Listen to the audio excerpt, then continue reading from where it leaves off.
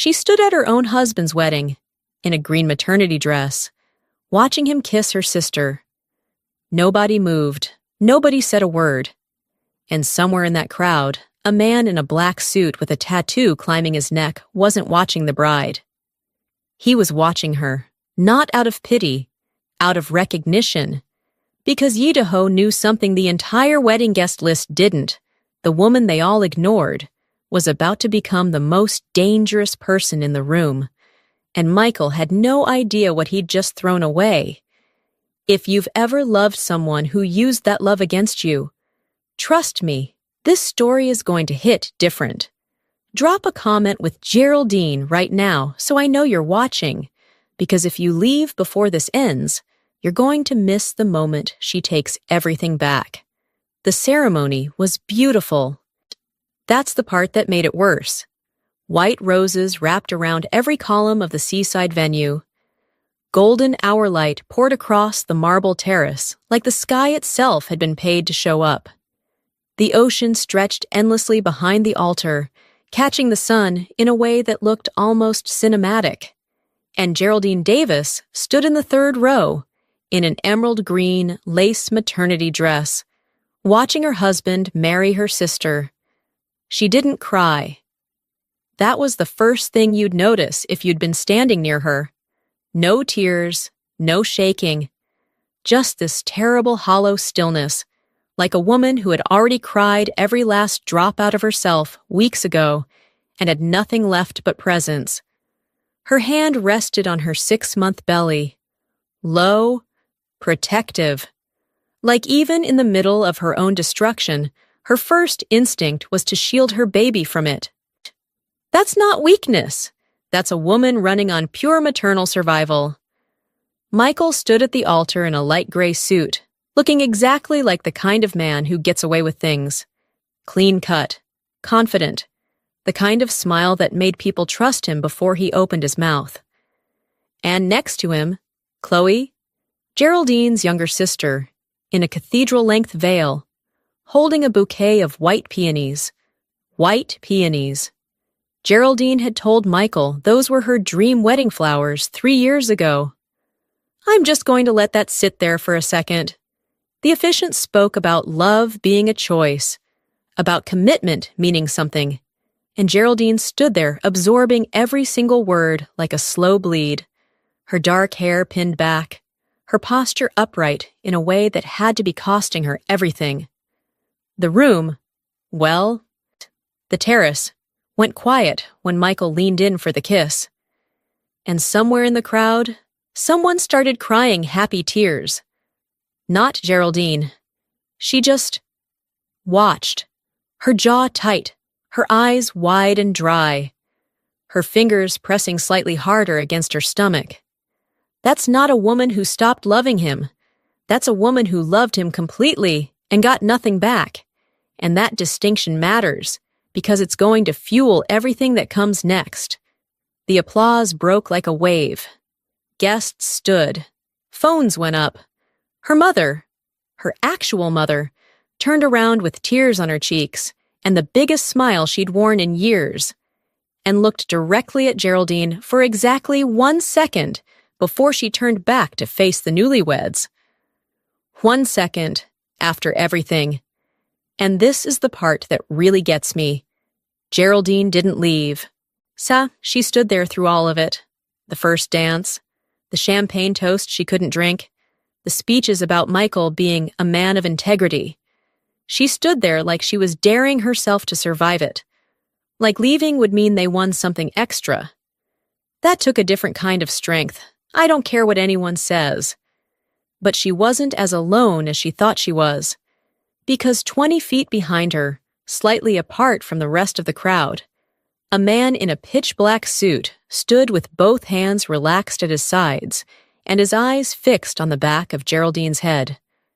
Not the bride, not the open bar. Her. Ye Duho didn't look like someone who attended weddings. He looked like someone weddings went quiet for.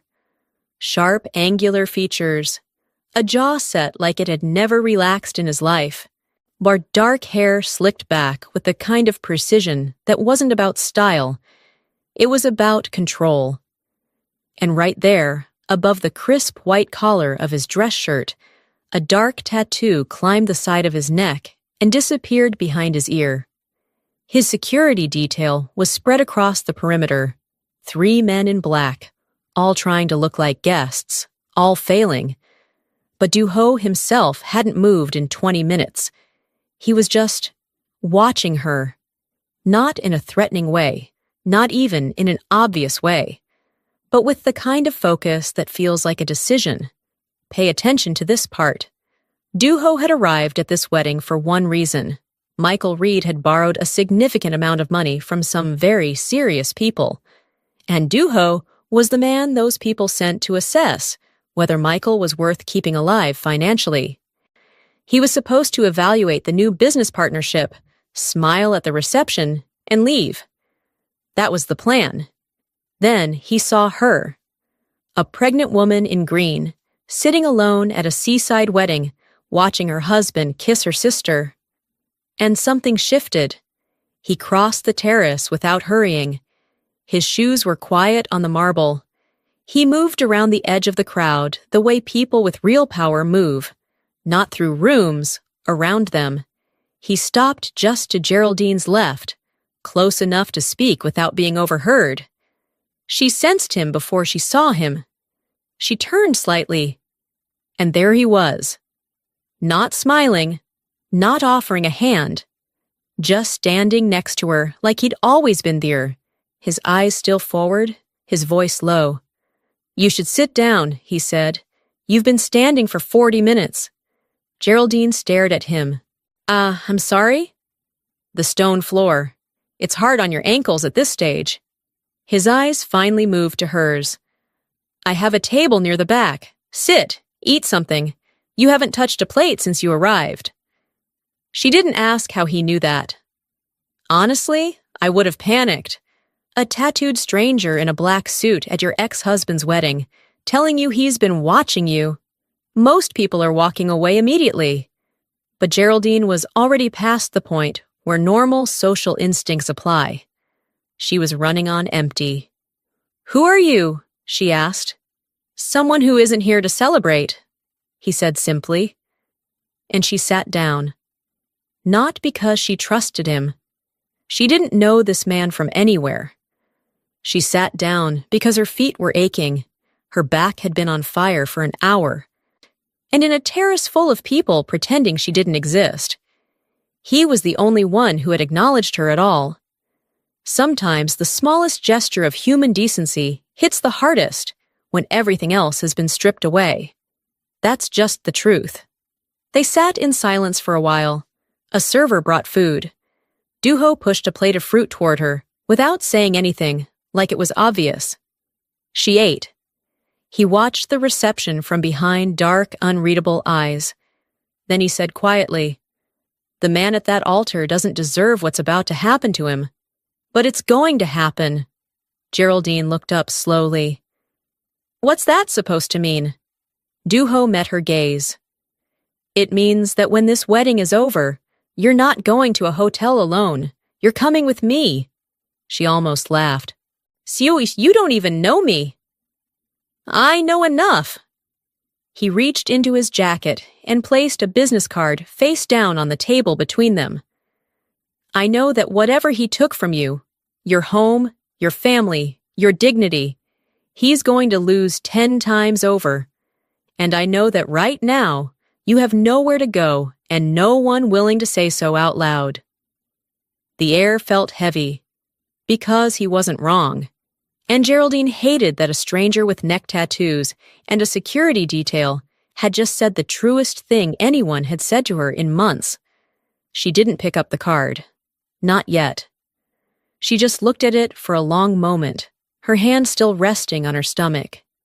"I don't need saving," she said. Do-ho nodded slowly. "I'm not offering to save you." He stood, adjusted his jacket, and glanced once, just once, at Michael laughing across the terrace. "I'm offering to make sure you're not cold when the night ends." He walked away, and she picked up the card. But here's what you need to understand about where Geraldine was at this point, because the wedding wasn't even close to the beginning of her nightmare. To understand why Duho's words cracked something open in her, you have to go back. Back 3 weeks. Back to a Tuesday night in November, when the temperature had dropped early, and the kitchen tiles in Geraldine and Michael's home were ice cold under her bare feet. She'd been making tea. Decaf. Because the baby. She could hear Michael upstairs on the phone, which wasn't unusual, but something in his voice that night was different. Tighter. Like he was choosing every word. She didn't think much of it. Then he came downstairs. He didn't look at her immediately. He went to the refrigerator, opened it, closed it without taking anything. He was stalling, though she didn't know it yet. Then he turned around and leaned against the counter with his arms crossed and said, "I need you to start thinking about other arrangements." Geraldine turned from the stove. "What?" "For where you're staying." His voice was flat, businesslike, like he was discussing a lease adjustment, not a 6-month pregnancy.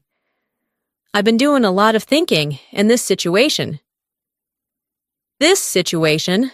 She set the mug down. "Michael, what are you talking about?"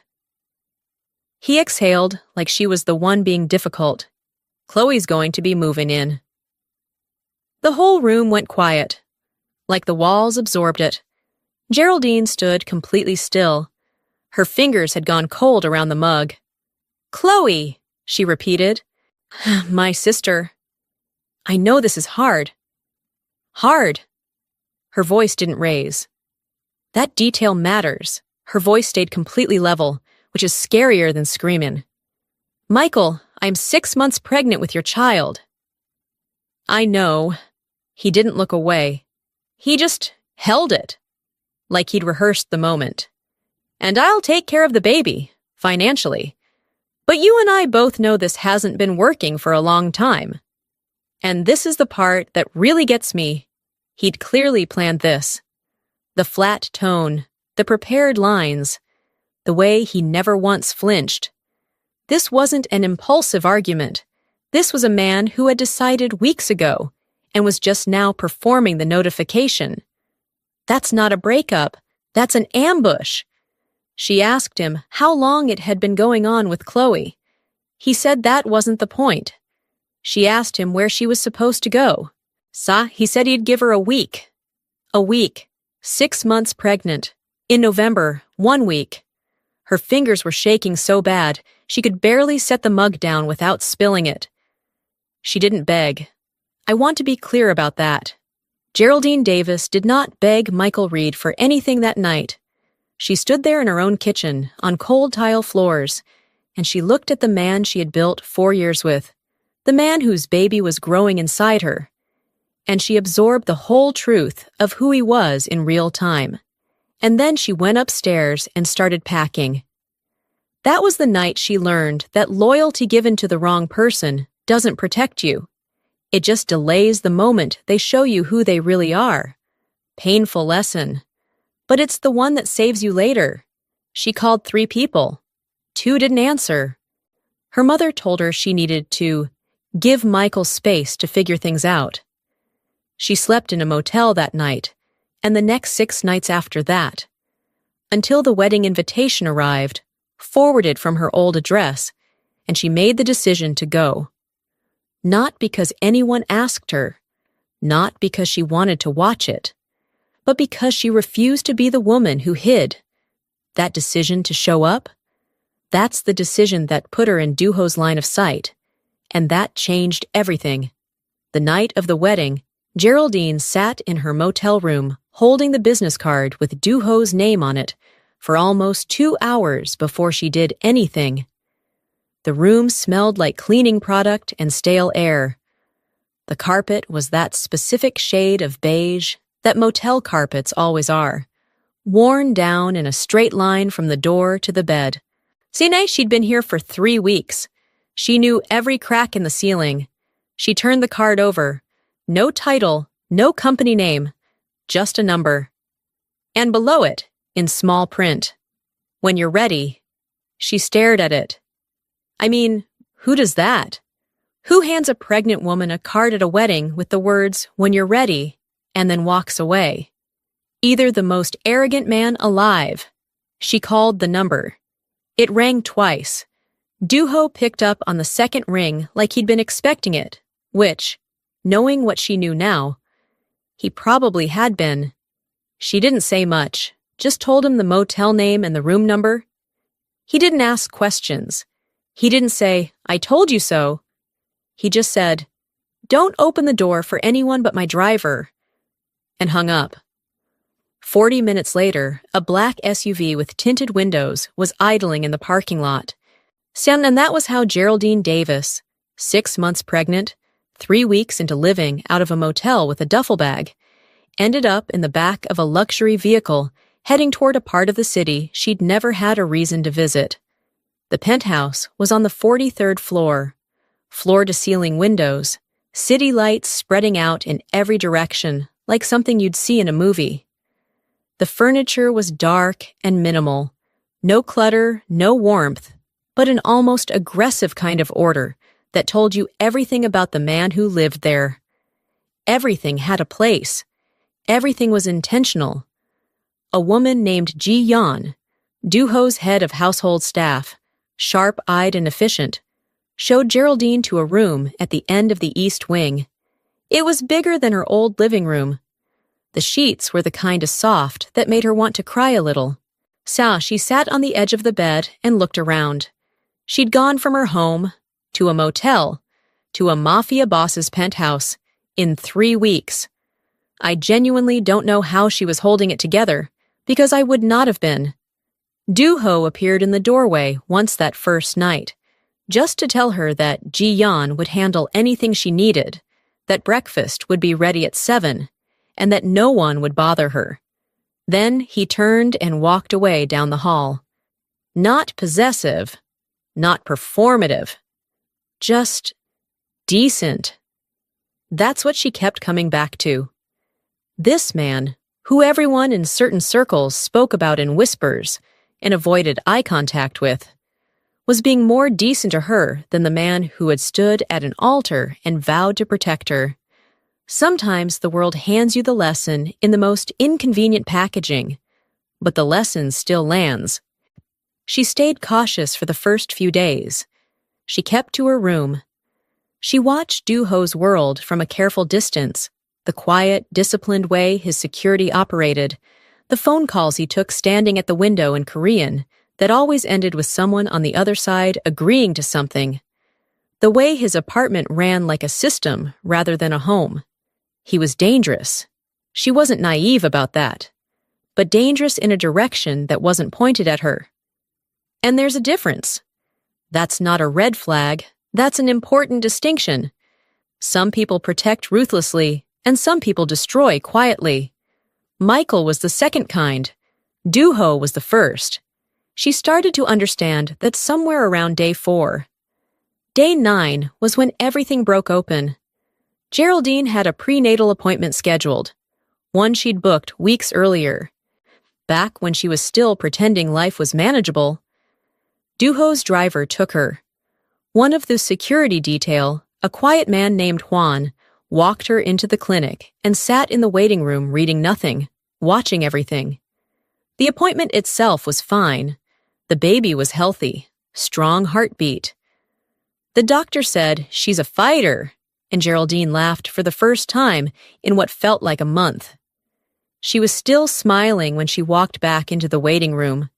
And there was Chloe, standing right next to Michael in a beige trench coat, holding a manila envelope. The smile died. And this is the part that really gets me. They had followed her to a prenatal appointment. They had tracked down where she was getting her prenatal care and physically showed up. That's not a legal strategy. That's intimidation dressed in a trench coat. So Chloe smiled first. That practiced, soft smile she'd had since childhood that could make anything look reasonable. "Jerry, we just want to talk." Michael stepped forward. "We have a legal proposal. It's actually very fair if you just—" "Don't," Geraldine said. One word. flat. "It's about parental rights." Chloe held out the envelope.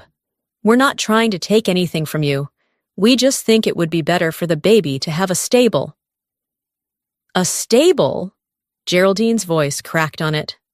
"Not from weakness, from disbelief. You moved into my home while I was pregnant. You married my husband. And now you're standing in a medical clinic telling me what's stable." Michael reached forward to grab her arm. He didn't get there. Juan moved from across the room so fast that the magazine he'd been holding was still in the air when he stepped between Michael and Geraldine. He didn't touch Michael. He didn't have to. He just stood there, close enough that Michael had to tilt his chin up to meet his eyes, and said very quietly, "Step back." 2 words. The whole waiting room went still. Michael stepped back. Chloe's carefully maintained composure cracked just slightly at the edges. Her grip on the envelope tightened. Her chin lifted in that defensive way people do when they're trying not to look scared. She looked at Geraldine over Juan's shoulder. "You don't know who you're getting involved with," she said. Geraldine held her gaze. "Neither did you?" She walked out. Her hands were shaking in the elevator.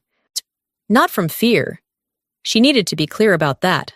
From the sheer volcanic anger of a woman who had spent months being gentle with people who were using her gentleness against her. The shaking was the anger finally moving. That's not weakness. That's a woman waking up. Juan drove her back to the penthouse in silence. When they arrived, Duho was already in the main room, standing at the window with his phone in his hand, and he turned when she walked in. He took one look at her face. "Tell me," he said. So she did. Duho listened to the whole thing without moving. His expression didn't change much. It never did. But his jaw tightened on the part about the manila envelope, and his eyes went very still on the part about Michael reaching for her arm. When she finished, the room was quiet for a moment. Then he said, "Sit down." She sat. He pulled a chair across from her, which was the most informal she'd ever seen him. He leaned forward with his elbows on his knees and said, "There's something I need to tell you, and I need you to hear all of it before you react." She nodded. He started talking. Listen, what came out of Duho's mouth in the next 20 minutes completely reframed everything Geraldine thought she understood about the last 4 years of her life. Michael Reed wasn't just a businessman who had fallen out of love and made selfish choices. Michael Reed had been, for the better part of 3 years, quietly laundering money through his real estate development company for a criminal syndicate, a rival operation that Duho had been systematically taking apart for 18 months. That was why Duho was at the wedding. Not as a friend, not even as a hostile investor. He was there because his intelligence network had flagged Michael's company as a financial artery for people Duho wanted to destroy, and he needed to see Michael up close before he decided how to proceed. "And then I saw you," Duho said simply. Geraldine stared at him. "So this was about Michael the whole time?" "In the beginning." He didn't soften it. "Yes." She appreciated that, the honesty, even when it wasn't comfortable. "And now?" she asked. He held her gaze for a long moment. "Now it's about more than Michael." That part honestly gave me chills. But there was more, because Duho hadn't just come with information about Michael's crimes. He'd come with documents. Financial records his people had spent months acquiring. Shell companies, wire transfers. The paper trail of every dirty transaction Michael had run through his supposedly legitimate business. And buried inside one of those documents was something that made Duho pause when his legal team flagged it. A land trust. Set up 8 years ago by a man named Gerald Reed, Michael's late grandfather, in the name of Michael's firstborn biological child, or their direct heir. A coastal parcel of land worth Conservatively, $42 million. Land that Michael had been using as collateral in his criminal financing arrangements without ever legally controlling it. Because he didn't control it. His child did. The unborn baby. Geraldine's baby. The child Michael had thrown out of his home along with the mother. Pay attention to this part, because this is where the story turns. Michael had been trying to get Geraldine to sign those parental rights away, not because he wanted custody. He didn't want the baby. He wanted the land. He needed Geraldine to terminate her parental rights so he could contest the trust, claim the asset through legal maneuvering, and use it to satisfy the debts he owed to people who did not accept late payments. The prenatal appointment ambush, the manila envelope, the very fair legal proposal. It was never about the child. It was always about the money. And this is the part that really gets me. Geraldine had spent weeks blaming herself, wondering what she'd done wrong, whether she'd been too much, too little, too present, too absent. And the whole time, Michael hadn't even been thinking about her as a person. He'd been thinking about what she was holding. That's not a marriage that fell apart. That's a con that ran its course. Geraldine sat with it for a long moment. Her hand was on her stomach again. That instinctive gesture, always protecting the baby first. Then she looked up at Du-ho. "What do you need from me?" she said. And something shifted in his expression. Very slightly, like a man who had spent his whole life working with people, motivated by fear or money, encountering something different. "I need Michael to believe he still has a chance," Du-ho said. "Long enough to walk into a room I control." She nodded slowly. "And then?" The corner of his mouth moved, almost a smile, not quite. "Then we take everything." Michael and Chloe's corporate gala was announced 2 weeks later. Grand ballroom at the Ashford Hotel. Black tie. Catered by a team flown in from New York. The invitation list read like a who's who of the city's financial elite. The kind of event you throw when you want the world to know you've arrived. Michael was expecting Du-ho to show up and sign the final investment partnership papers that would inject $20 million into his company, and, more importantly, settle his outstanding debts with the syndicate. What Michael didn't know was that Du-ho had already been in contact with the FBI's Financial Crimes Unit for 6 weeks, and that the investment papers Du-ho's team had been preparing contained language that would legally transfer controlling interest of Michael's entire company portfolio, including any pending land trust claims, to a holding entity. An entity whose sole beneficiary was Geraldine Davis and her unborn child. You trust your enemies to be greedy enough to sign anything when they're desperate. That's the oldest lesson in the book, and Michael walked right into it. The night of the gala, Geraldine stood in front of the mirror in the penthouse. She was wearing a deep burgundy gown, not maternity-coated, not apologetic. It was structured and deliberately stunning, fitted across the shoulders, flowing below. Her dark hair was down, framing her face the way it had been at the wedding, but the expression was different now. At the wedding, her eyes had looked like someone had buried her. Tonight they looked like someone who had dug herself out and brought a shovel for everyone else. Du-ho appeared in the doorway of the dressing room. He looked at her for a moment without speaking, which was his version of a compliment. "Ready?" he said. "See?" She picked up her clutch. "More than." The Ashford's grand ballroom was everything Michael's ego required. Crystal chandeliers, string quartet, tables dressed in white and gold, the city skyline visible through the tall arched windows. The kind of room that made people feel important just for being inside it. Michael was near the entrance when they walked in. He saw Du-ho first. The smile came easy. The practiced, relieved smile of a man who thinks his problems are about to be solved. He stepped forward with his hand out. Then he saw who was on Duho's arm. The smile didn't fall. It froze, like his face needed a second to catch up with what his brain was processing. Geraldine met his gaze and didn't look away. That's insane to me. The sheer nerve it takes to walk into a room like that, pregnant, composed, on the arm of the man who is about to dismantle everything you built on lies. I genuinely could not do it. But she did. Chloe appeared from behind Michael in a red dress, champagne in hand, and her face went through approximately 5 emotions in 4 seconds. Confusion, recognition, anger, fear, and then that familiar defensive tilt of the chin. "What is she doing here?"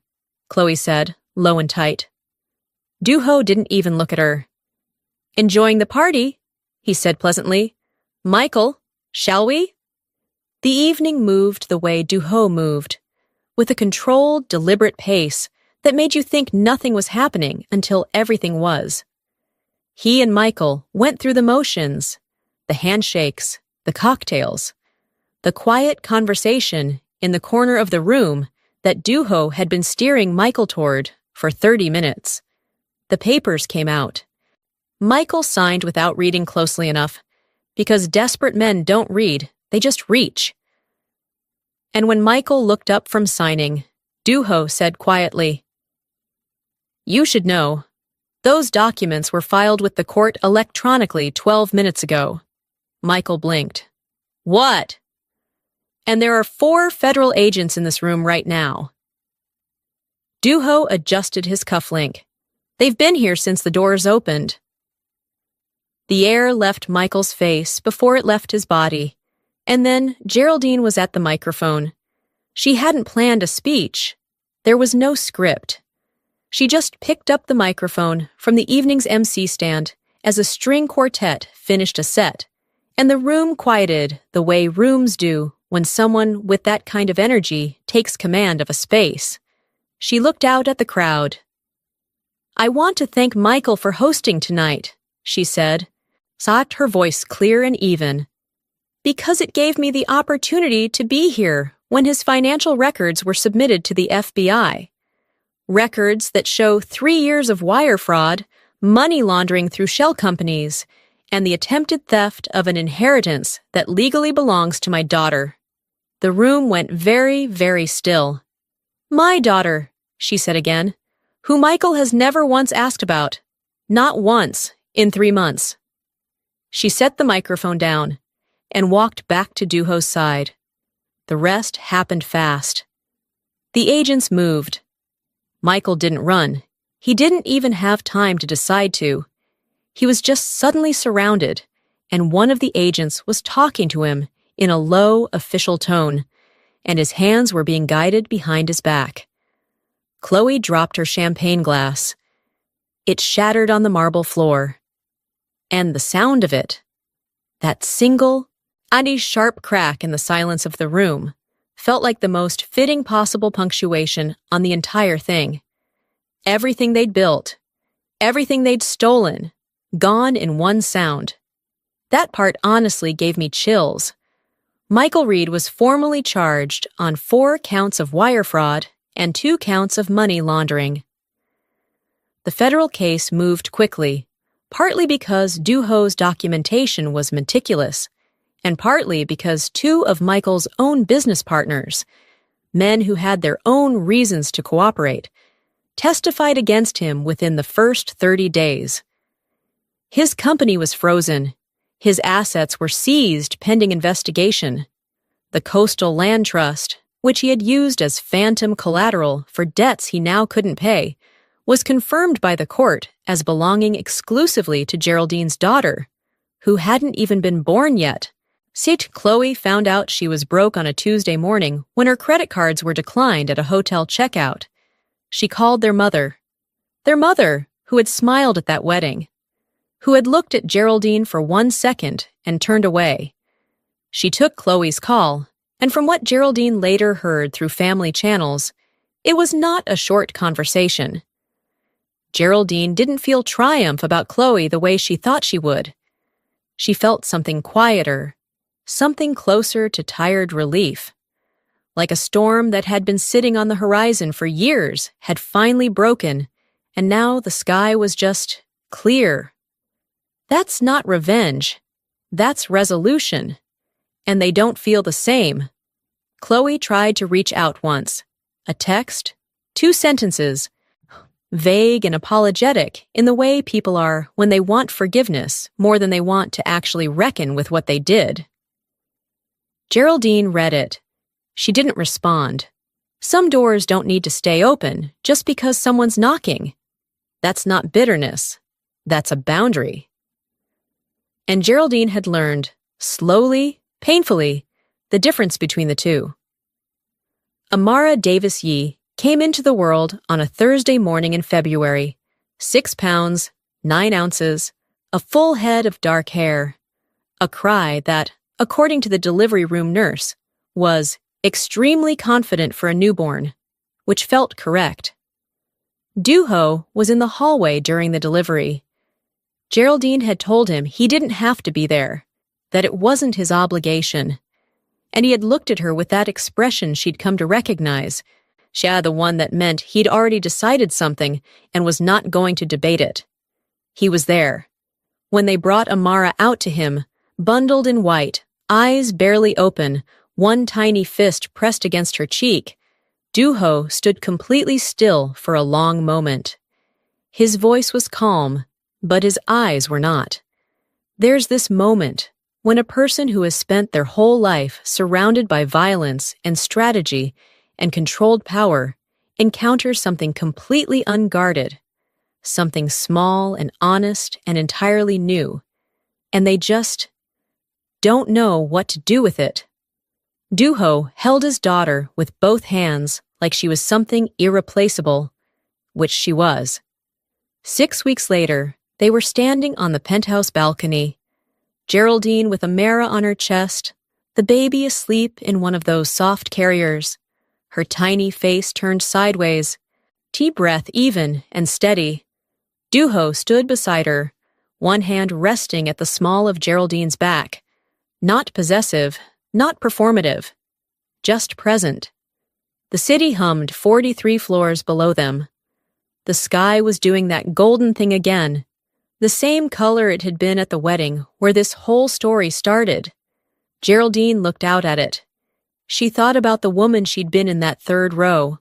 Green dress, cold stone floor, one hand on her stomach, the other hanging loose at her side because there was no one to hold it, watching her life collapse in front of an applauding crowd.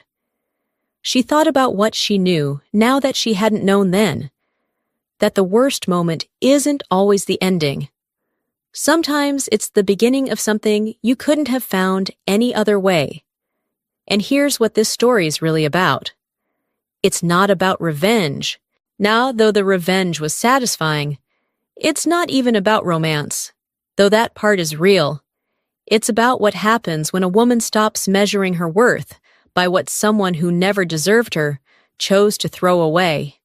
The moment Geraldine stopped waiting for Michael to realize what he'd lost and started building something entirely new, that was the moment everything changed. You don't heal if you made it to the end, thank you. Stories like this take heart, time, and patience to tell. If this one stayed with you, don't leave quietly. Like the video, subscribe, and tell me in the comments. Your support is what keeps these stories alive.